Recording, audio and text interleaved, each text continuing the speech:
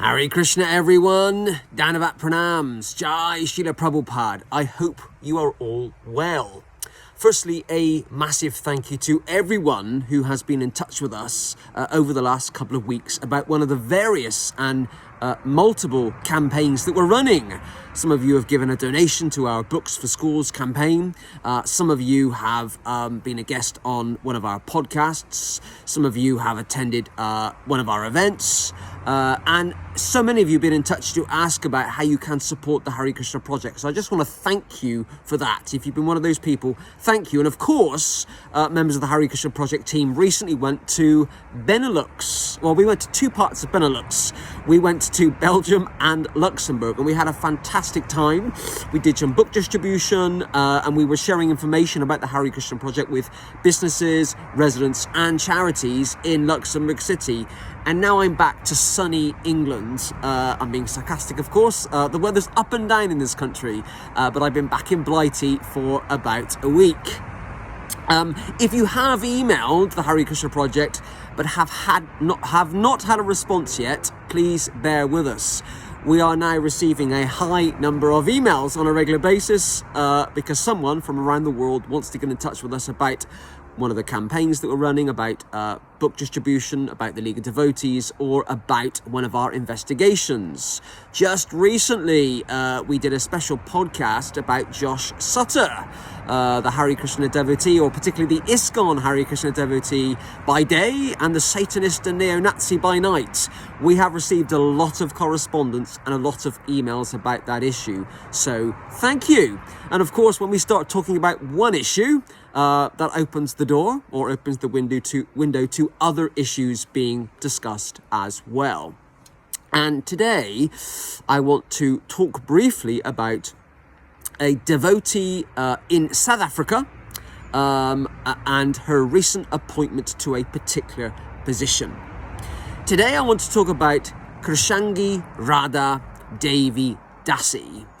Since we here at the Hare Krishna project have started to talk openly about issues, and I mean that in the broadest sense, about issues in the Hare Krishna movement.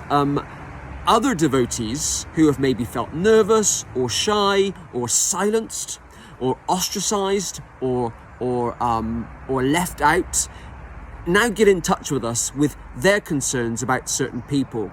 And just recently, we've had an email from somebody, their identity for now will remain anonymous. We've had an email from somebody in South Africa who has raised concerns with us about an individual called Krsangi Radhe Devi Dasi. Now, my understanding is for several years, Krsangi Radhe Devi Dasi has been what's known as the Vaishnavi Minister in South Africa. So ISKCON, the International Society for Krishna Consciousness, has a Vaishnavi ministry. Vaishnavi literally means a female Vaishnava, a female member of the Vaishnav tradition. So ISKCON has a global Vaishnavi ministry. And to my understanding, every country or every continent or certain groups of countries will have Vaishnavi ministers. I guess the equivalent in the British government would be the Minister for Women. And that person would or should speak out about women's issues, propagate women's rights, make sure that women are being represented at the highest level and women are being listened to in democratic decision-making, in consultations. And ISKCON, in its wisdom, has set up many years ago the Vaishnavi ministry, or the Vaishnavi Women's Ministry. And for a number of years, Krsangi Radhe was the Vaishnavi Minister of South Africa. However, just recently, she has been appointed as the Vaishnavi Minister for the whole of Africa. So just to clarify, she was just the Vaishnavi Minister for South Africa, that small country, not that small, country in the south, and now she's been appointed by the higher up, or the higher up level of authority, the African Regional Governing Body, sounds fancy, doesn't it? She has been appointed by the African Regional Governing Body as the Vaishnavi Minister for the whole of Africa.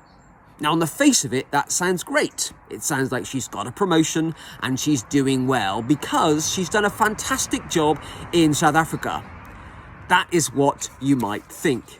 However, concerns have been raised. They have been raised amongst the devotee community in South Africa about whether she is the appropriate person or the right person or the most suitable person to have been appointed to the role of the Vaishnavi Minister for the whole of Africa.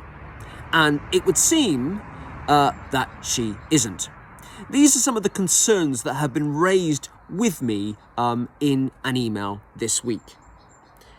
Firstly, Krsangi Radhe, she has, in terms of her leadership, how we can assess her leadership in South Africa, she has failed to effectively administer South Africa.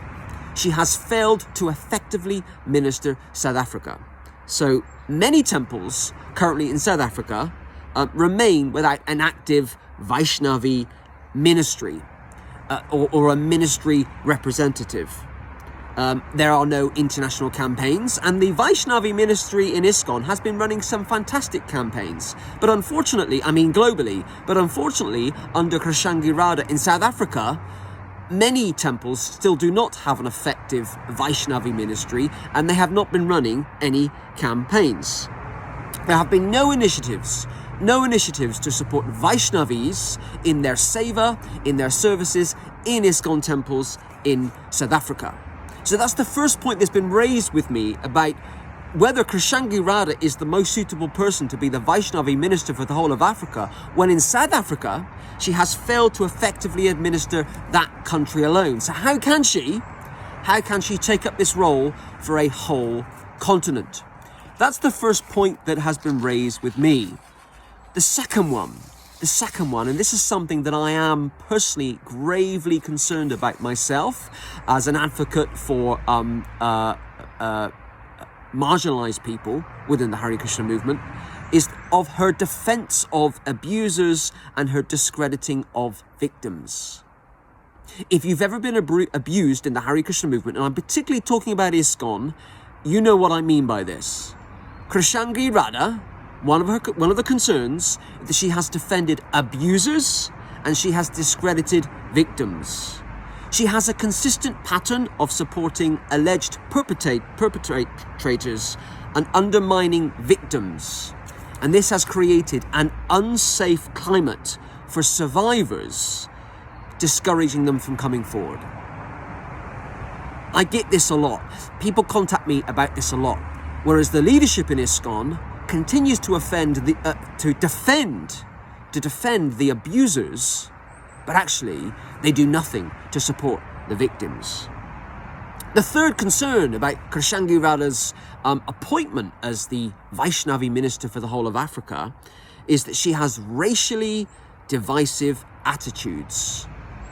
She has made remarks dismissing concerns of non-Indian devotees, implying that issues such as abuse only affect certain groups.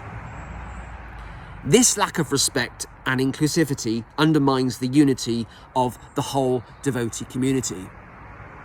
A couple of years ago, I interviewed a devotee in South Africa, a black man or a black-bodied devotee, Hare Krishna jargon, and he told me about the high amount of abuse or the level of abuse that he had received from Indian devotees to himself for purely being a black man in South Africa within the Hare Krishna movement.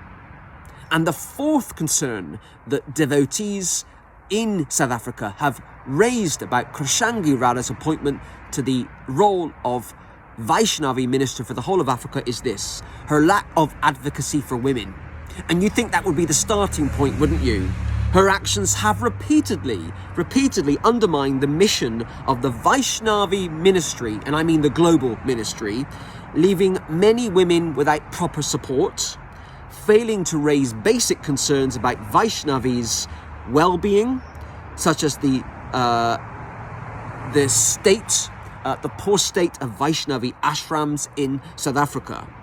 all of which have mould and are not fit for human living. This is concerns raised in an email this week.